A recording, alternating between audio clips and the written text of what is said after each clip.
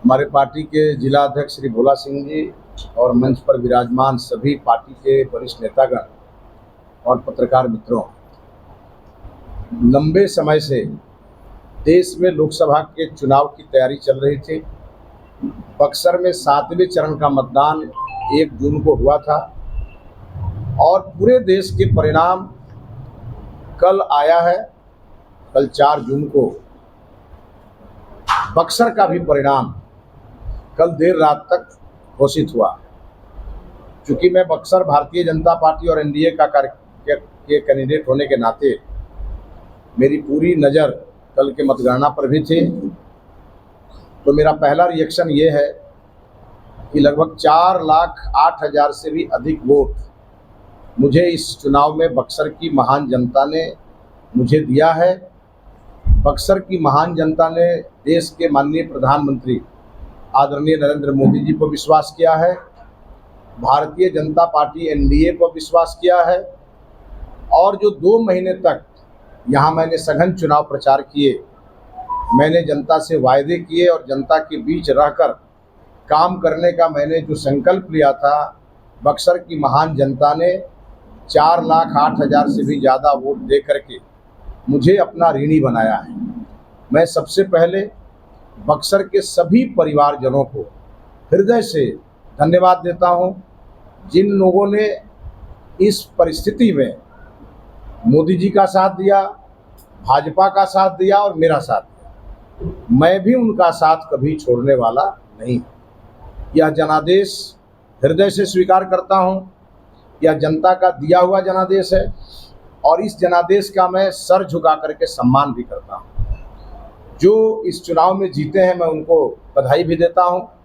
यहाँ से सुधाकर सिंह जी जो इंडी गठबंधन के उम्मीदवार के रूप में जीते हैं, उनको मैं हृदय से बधाई देता हूं। चुनाव में हार जीत होती रहती है, हार को भी स्वीकार करना चाहिए और जीत पे इतराना भी नहीं चाहिए। ये मैंने दीनदयाल जी से सीखा है, मैंने अटल बिहारी वाजपेयी जी से सीखा है और मैंने मोदी जी से और भारतीय जनता पार्टी से मैंने सीखा है। और इसलिए तनिक भी मन के अंदर न कोई उदासी है, न मन के अंदर कोई घबराहट है और न मन के अंदर कोई थकान है।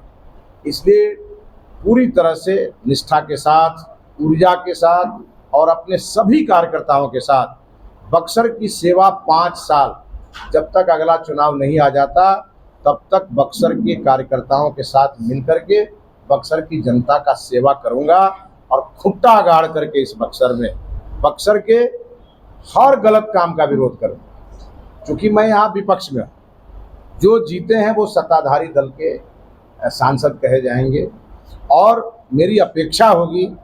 मैंने बक्सर को बनारस बनाने का संकल्प लिया था।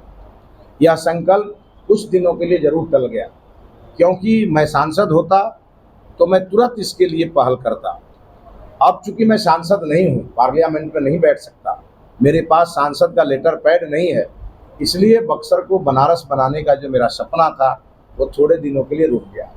लेकिन बक्सर को लंदन बनाने वाले लोग, बक्सर को अमेरिका बनाने वाले लोग, जो राष्ट्रीय जनता दल के उम्मीदवार ने अपने चुनाव में ये वायदा किया है कि वो बक्सर को अमेरिका और लंदन बनाएंगे, मैं इंतज़ार करूंगा कि वो बक्सर को अमेरिका और लंदन जैसी बक्सर बना करके दें।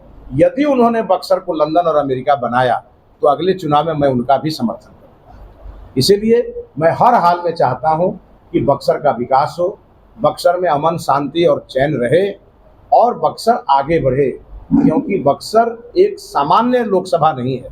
बक्सर देवी देवताओं की पुण्य भूमि है, ऋषि महर्षियों की तपस्या स्थली है, प्रभु श्री राम की ज्ञान स्थली है और हमारे महान तपस्वी विश्वामित्र जी की तपोस्थली है।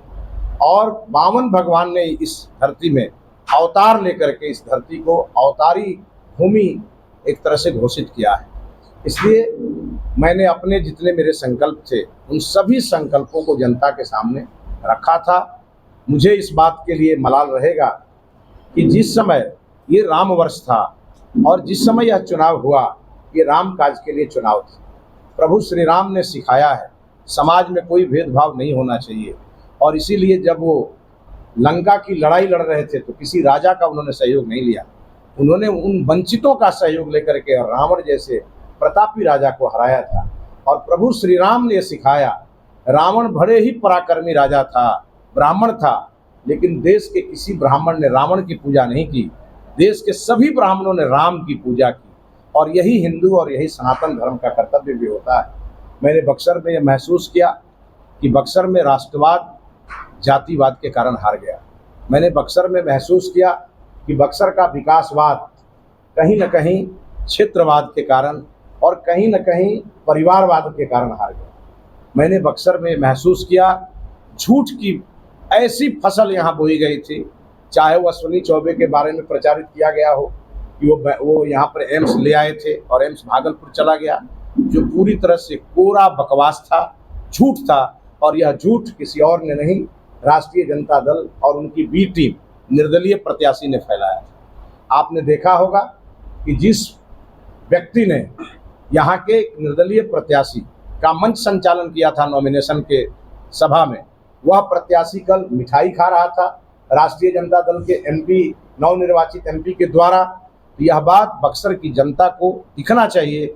ये वो लोग हैं जो जयचंद बन करके डस रहे थे इस बक्सर को, और बक्सर में लगभग 71 से 80 हज़ार लोगों का वोट जो पड़ना चाहिए था भारतीय जनता पार्टी के पक्ष में, वह वोट यत्र तत्र और सर्वत्र चला गया। और यह बक्सर के इतिहास में ये पहली और आखिरी घटना होनी चाहिए।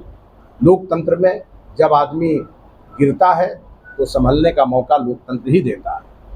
मैं भी अपने पूरे पार्टी के कार्यकर्ताओं के साथ, एनडीए के कार्यकर्ताओं के साथ पूरे चुनाव की समीक्षा करूंगा। और आज मुझे प्रदेश नेतृत्व ने रात में बुलाया है पटना। मैं जा कर के एक एक बात की रिपोर्ट अपने प्रदेश नेतृत्व को भी दूंगा, केंद्रीय नेतृत्व को भी दूंगा।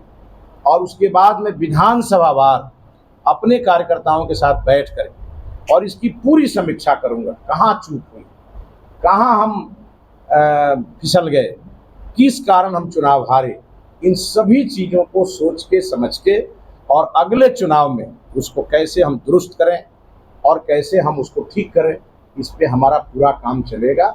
मैं पार्टी का प्रदेश महामंत्री भी हूँ, इसलिए मेरी जिम्मेवारी है, यदि हमारा संगठन कहीं कमज़ोर रहा, कहीं हमारा संगठन अगर किसी कारण से सुस्त रहा तो कैसे वो चुस्त हो, और अगर कमज़ोर रहा तो कैसे वो मजबूत हो, इसकी भी पूरी जिम्मेवारी मेरे ऊपर। इसलिए मैंने अपने जिला अध्यक्ष जी को कहा है, प्रत्याशी मैं कल तक था, आज से मैं पार्टी का प्रदेश महामंत्री हूँ और अब दिन रात एक कर दूंगा, लेकिन बक्सर की संगठन को मजबूत करें। और अगले विधानसभा चुनाव में बक्सर में 6 विधानसभा कैसे जीते, इसके लिए मैं प्राण लगा दूंगा। और साथ ही साथ बक्सर एक देवभूमि भी है, तो हमारे देवी देवताओं का हम पर बहुत आशीर्वाद है।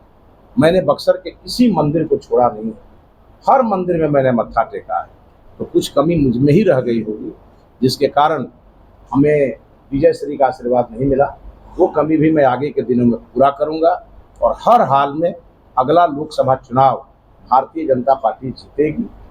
मैं आज फिर आप लोगों को कहता हूं, अगर पार्टी अगली बार मुझे उम्मीदवार नहीं भी बनाएगी तो जिसको बनाएगी उसको उसके साथ खड़ा होकर के मैं उसको जितवाने का काम करूंगा।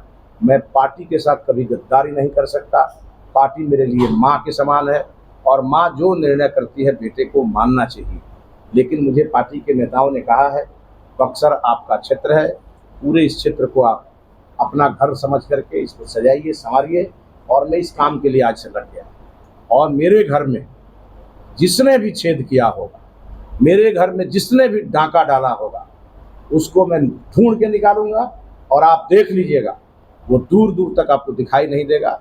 मैं एक संकल्प लेने वाला व्यक्ति हूँ और दृढ़ संकल्प लेने वाला व्यक्ति हूँ। और मुझे इस बात का दुख है कि मोदी जी ने मुझ पर भरोसा किया था, मैं यह सीट जीत करके मोदी जी को नहीं दे पाया।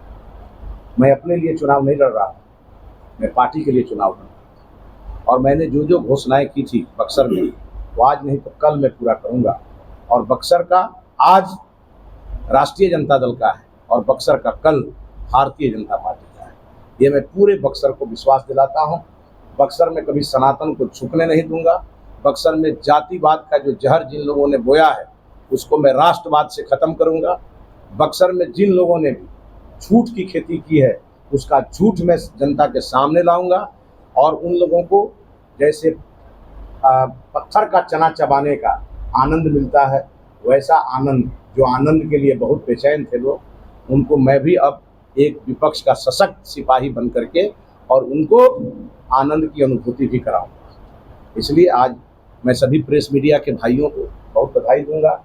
आपने बड़ा सहयोग किया, हमारी बात को आपने पहुंचाया है, मैं उनको भी बहुत बधाई दूंगा। एक सवाल जो जो पहले मेरी बात पूरी कर लेने दीजिए। जो 1000 से भी अधिक संख्या में, कोई पूना से आया था, कोई कर्नाटक से आया था, कोई दिल्ली से आया था, और 1000 की संख्या में यूट्यूबर इस बक्सर को लूट करके चले गए और यह बक्सर लूट गया। मैं वैसे लोगों को भी बधाई दूंगा जो लूटने आए थे और लूट करके चले गए। हाँ, आप पूछिए।